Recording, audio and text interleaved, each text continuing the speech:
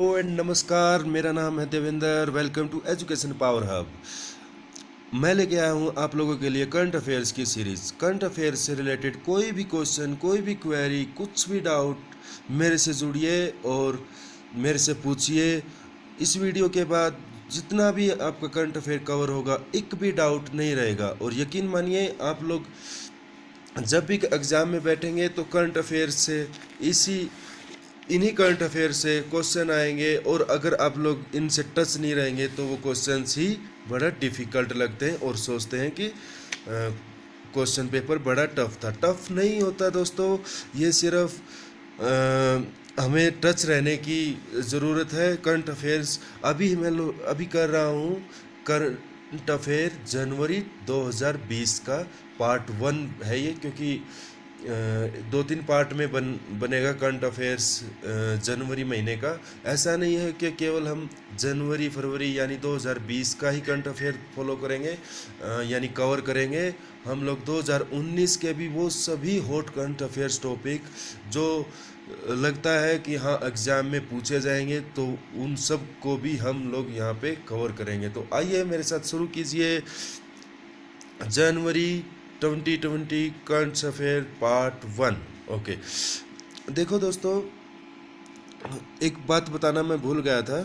आप लोगों के पास वर्ल्ड मैप होना ज़रूरी है। अगर आप लोग रियली में तैयारी कर रहे हैं किसी चीज़ की भी, कोई भी एग्ज़ाम हो, उससे फ़र्क नहीं पड़ता, लेकिन आप लोगों के पास वर्ल्ड मैप होना ज़रूरी है। पॉलिटिकल वर्ल्ड मैप होना ज़रूरी है। इंडिया का political map no need, I think no need, okay, but world का पॉलिटिकल मैप होना आपके पास ज़रूरी है। क्योंकि जब भी किसी देश का नाम आए, जैसे ओमान का नाम आ गया, तो तुरंत दिमाग में हिट होना चाहिए कि ओमान कहाँ है। वो भी अपने इंडिया कंट्री, प्यारे इंडिया कंट्री के पर्सपेक्टिव में। देखो, ओमान यहाँ है, सऊदी अरेबिया यहाँ, ऐसे पता होना चाहिए हम लोगों को, ठीक है। तो इससे हमें क्या होगा, बैकग्राउंड में पिक्चर चलती रहती है जो काफ़ी लंबे समय तक हमें याद रहती है। Okay, now we are going to start now. Okay, जनवरी में एक आर्टिकल लिखा गया था द हिंदू में ओआईसी के ऊपर। Okay, what is OIC? Okay, मैं आपको पिक्चर दिखा देता हूँ। ये देखिए, व्हाट इज़ ओआईसी। देखिए, अब एग्ज़ाम में आ गया व्हाट इज़ ओआईसी, तो पता नहीं रहेगा। तो हम लोगों अगर द हिंदू आर्टिकल या कोई भी न्यूज़ में से टच है, तो हम लोग तुरंत पता लग जाएगा कि हाँ ओआईसी हमने पढ़ा था, और हम क्वेश्चंस को ठीक कर पाएंगे आसानी से। तो what is OIC? OIC is, what is the full form of OIC? OIC is organisation of Islamic corporation. Organisations of Islamic corporation. It is founded in 1969। Earlier members कितने थे? 30, यानी पहले जब ये फाउंड हुई ऑर्गेनाइजेशन, उस टाइम पे इसके मेंबर थे 30, और 27 बढ़कर अभी टोटल आज की डेट में 57 मेंबर्स हैं। ओके, ये तो हो गया इसका स्टैटिक पोर्शन, यानी चार्टर अडोप्टेड हुआ 1972 में। You have to just corrupt this thing as well. Okay, इसकी बॉडीज़ देख लो एक बार। Council of foreign minister, general secretariat, Islamic summit, अल कायद कमेटीज़। ओके, ये तो हो गया इसका स्टैटिक पोर्शन। ओके, बट ये ओआईसी हमें न्यूज़ में क्यों दिखा था उस टाइम पे? देखो, मोटा मोटा बता देता हूँ मैं आप लोगों को, ज़्यादा डीप में जाने की ज़रूरत नहीं है। ओआईसी क्या है? ओआईसी का मोटो क्या होता है? ओआईसी का मोटो होता है कि जितने भी मुस्लिम कम्युनिटीज़ हैं पूरे भारत में नहीं बल्कि पूरे इंटरनेशनली लेवल, मतलब ग्लोब लेवल पे जितने भी देश हैं जहाँ पे भी मुस्लिम कम्युनिटी है, उनको प्रोटेक्ट करना इनका मोटो होता है। और इसका फ़िलहाल हेडक्वार्टर कहाँ पे है?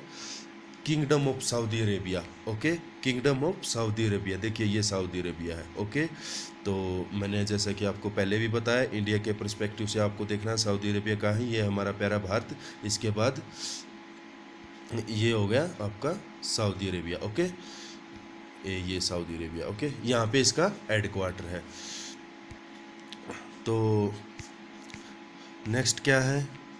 ये ओआईसी समझ में आ गया होगा सबको कि organisations of Islamic corporation founded in 25 सितंबर 1969। इसमें डेट मेंशन नहीं है, लेकिन मैं आप लोगों को बता दूं 25 सितंबर 1969, मेंबर्स 57। बट आपको मेंबर्स याद करने की ज़रूरत नहीं है कि कौन कौन मेंबर है इसका, कौन नहीं है। बट हाँ, आपको इंडिया का पता होना चाहिए, क्या इंडिया ओआईसी का मेंबर है या नहीं। Sorry, India is a not part of OIC. India is not the part of OIC. Okay, India इसका कोई भी मेंबर नहीं है ओआईसी का। तब ओआईसी लेकिन न्यूज़ में क्यों था? क्योंकि आपको पता है इंडिया में 370 अबोलिश हुई पहले, उसके बाद अयोध्या वर्डिक्ट आया, यानी राम मंदिर वाला वर्डिक्ट आया सुप्रीम कोर्ट ने जो दिया। उसके बाद सिटीजनशिप अमेंडमेंट एक्ट हुआ। सिटीजनशिप अमेंडमेंट एक्ट के ऊपर मैं अलग से वीडियो लूँगा, आप लोगों को पूरा समझाऊंगा। Citizenship amendment act, NPR and NRC, ये 3 टॉपिक हैं, वो मैं आप लोगों को अच्छे से समझाऊंगा, ऐसी चिंता मत करो। लेकिन सिटीजनशिप अमेंडमेंट एक्ट जो है उसमें 31 दिसंबर 2014, उसमें क्या है, 31 दिसंबर 2014 से पहले जितने भी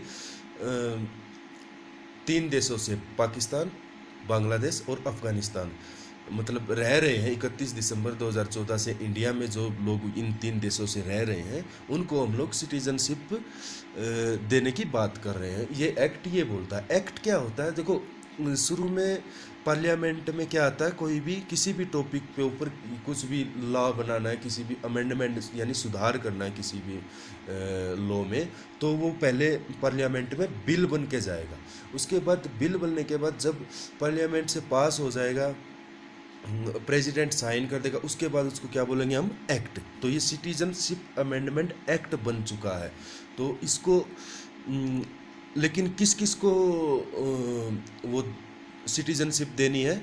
ये देनी है नॉन मुस्लिम्स को। नॉन मुस्लिम्स ये अपने आप में ही डिस्प्यूटेड स्टेट, इसलिए इस चक्कर में ओआईसी पिक्चर में आया और हमारी इंडिया की इमेज इंटरनेशनली लेवल पे ख़राब कर रहा है। इसलिए ओआईसी पिक्चर में आया था जनवरी महीने में, और वो अपना special envoy Jammu and Kashmir में भेज रहा है। That's the point. ये क्वेश्चन नहीं बनेगा कि ओआईसी क्यों पिक्चर में आया ये, लेकिन बस पता होना चाहिए, इसलिए ओआईसी का टॉपिक मैंने आपको कवर करा दिया है, ठीक है। और इसके अलावा सुनिए, जो ओआईसी की समिट्स होती हैं, जैसे इसमें एक है ना बॉडी जिसकी इस्लामिक समिट, तो इसकी समिट जो लेटेस्ट हुई थी वो 14th हुई थी, और वो सऊदी अरेबिया मक्का के अंदर। आप प्लीज़ पेन कॉपी लेके ही बैठना। कहाँ पे हुई थी? सऊदी अरेबिया मक्का के अंदर इसकी लास्ट समिट हुई थी। और फर्स्ट समिट और लास्ट समिट याद रखनी होती है नॉर्मली। जो फर्स्ट समिट हुई थी इसकी मोरक्को के अंदर रबात, यानी रबात के अंदर मोरक्को है, उसमें हुई थी। अच्छा जी, उसके बाद आप लोगों को पता होना चाहिए, जब मुस्लिम की बात कर रहे हैं हम, तो जो मुस्लिम्स हैं हमारे भारत में बहुत ज़्यादा तादाद में हैं, नो डाउट, और अच्छे तरीके से रह भी रहे हैं, नो डाउट। लेकिन सबसे ज़्यादा मुस्लिम किस देश में है? वो है इंडोनेशिया में, उसके बाद पाकिस्तान में, और थर्डली इंडिया के अंदर, यानी तीसरे नंबर पे भारत में सबसे ज़्यादा मुस्लिम रह रहे हैं। और रही बात, जैसे मैंने ये पिक्चर में क्यों ले रखा है, देखो ये सब क्या है, ये सब आप लोगों को हिट करना चाहिए माइंड में। ये है गल्फ कंट्रीज़, ओके। तो मैंने ये पिक्चर में क्यों ले रखी है, ये है गल्फ कंट्रीज़।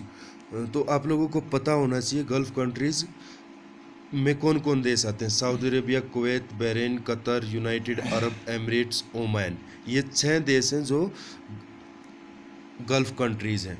और इनमें इसका जिक्र मैंने क्यों किया है, क्योंकि इन 6 देशों में भारत का सबसे ज़्यादा इन्वेस्टमेंट होता है, यहाँ से सबसे ज़्यादा रेमिटेंस भी मिलता है। रेमिटेंस किसको बोलते हैं? जैसे कि भारत से लोग इन देशों में जाएंगे और वहाँ पे काम करेंगे, पैसा कमाएंगे, और वो फिर वापस अपने घर पे यानी भारत में भेजेंगे, तो उस चीज़ को हम क्या बोलेंगे?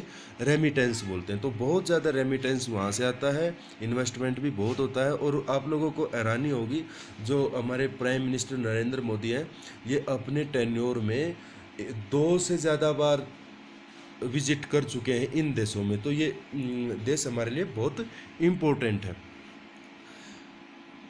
ओके, अब मैं बात करता हूँ, देखिए एशिया के बारे में। देखो हम लोग जो इंडिया है, यानी इंडिया किस में पड़ता है, साउथ एशिया में। ये पिक्चर आप एकदम माइंड में बैठा के रख लेना। जो साउथ ईस्ट एशिया यानी एशियान देश भी इधर ही है, ईस्ट एशिया इधर है। ईस्ट एशिया यानी चाइना किस में है, ईस्ट एशिया में, लेकिन हम लोग किस में, साउथ एशिया में। सेंट्रल एशिया है, नॉर्थ एशिया यानी रूस है, और ये वेस्ट एशिया है। ये सब क्या है, ये एशिया का एक लुक वाइज मैप है, तो इसको आप प्लीज़ माइंड में रख लेना, क्योंकि कई बार इन्हीं चीज़ों से आप लोगों को घुमा के पर्सन दे देगा कि वेस्ट एशिया में ऐसा हुआ, तो आप लोग पजल हो जाओगे कि वेस्ट एशिया कहाँ पे है। तो आपको देश पता होगा, नाम पता होगा देश का, लेकिन आपको जब बोल देगा वेस्ट एशिया तो पजल हो सकता है उस टाइम पे। तो पजल नहीं होना है, तो आप लोगों को ये पिक्चर भी माइंड में रखनी है। मैप पे मैं इसलिए इतना ज़्यादा फोकस दे रहा हूँ क्योंकि मैप से ही आप लोग कोई भी क्वेश्चंस है, आप लोगों के बैकग्राउंड में पिक्चर चलती है, तो उससे आप लोगों को जल्दी कवर हो जाएगा। ओके, नेक्स्ट बात करते हैं अब हम डीआरडीओ के बारे में। थोड़ा सा ओवरव्यू ले लेंगे डीआरडीओ के बारे में, ऐसा क्योंकि ये जनवरी महीने का है, तो जो डीआरडीओ डे है हम 1 जनवरी को मनाते हैं हर साल। और ये एक गवर्नमेंट ऑफ इंडिया की एजेंसी, ये सबको पता है। लेकिन इसका इसमें शायद ही कोई पूछेगा कि ये किसकी एजेंसी है, गवर्नमेंट ऑफ इंडिया की। लेकिन हाँ, हेडक्वार्टर भी शायद ही कोई पूछेगा, लेकिन हाँ इसका मोटो पूछ सकते हैं कि इसका मोटो क्या है, इसलिए मैंने ये क्वेश्चन उठाया है। इसका मोटो है स्ट्रेंथ्स ओरिजिन इज साइंस, यानी जितनी भी ताकत है उसका ओरिजिन ही क्या है, उसका ओरिजिन साइंस है। और फाउंडेड कब हुआ, 1958 में। डीआरडीओ मतलब defence and research development organisation. ये रिसर्च एंड डेवलपमेंट किससे रिलेटेड, मिलिट्री से रिलेटेड जितनी भी रिसर्च एंड डेवलपमेंट होगी ये इसके अंडर में आता है, ठीक है, मिनिस्ट्री ऑफ डिफेंस के अंदर है, ठीक है। अब नेक्स्ट है सीडीएस। जैसे सीडीएस एक नई पोस्ट निकाली है भारत सरकार ने, बहुत सारे देशों में भी होता है, लेकिन भारत सरकार ने अभी लेके आया है सीडीएस। सीडीएस यानी चीफ ऑफ डिफेंस स्टाफ, और ये फर्स्ट हैं जो बने हैं जनरल बिपिन रावत, जो हेड होंगे। हेड किसके, इंडियन आर्म्ड फोर्सेस के। लेकिन ये कमांड नहीं करेंगे मिलिट्री में जाके किसी भी, जैसे Indian air force, Indian army and Indian navy, ये तीनों जो है इनमें जाके कमांड नहीं करेंगे, कोई भी एक्सरसाइज नहीं करेंगे, लेकिन उनके वो क्या रहेंगे, हेड रहेंगे।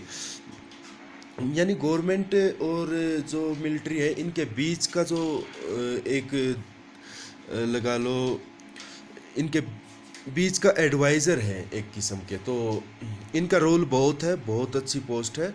और इन तीनों से ऊपर जो तीनों जो हमारी सेनाएं हैं इनसे ऊपर हैं ये। और किसके अंदर आते हैं, head of department military affairs, उसके अंदर जो मिनिस्ट्री ऑफ डिफेंस के अंदर 4-5 तरह के डिपार्टमेंट है, तो ये डिपार्टमेंट ऑफ मिलिट्री अफेयर्स के अंडर आते हैं। ये थे जनरल हमारे आर्मी चीफ, लेकिन इनको क्या बना दिया, सीडीएस बना दिया। तो अभी नए कौन हमारे आर्मी चीफ बन गए, तो ये बन गए lieutenant general Manoj Mukund Naravane, Manoj Mukund MM, ठीक है। तो ये याद रखना है। तो अब मैं वीडियो को समाप्त करने की ओर जा रहा हूँ। आप लोगों को केवल एक चीज़ याद रखनी है, वर्ल्ड मैप होना आपके पास ज़रूरी है, पेन कॉपी होना आपके पास ज़रूरी है, और डेली बेसिस पे ये वीडियो होगी, 10 से 15 मिनट जितने की भी होगी आप लोगों को कवर करना है। ओके, थैंक यू दोस्तों, बाय बाय।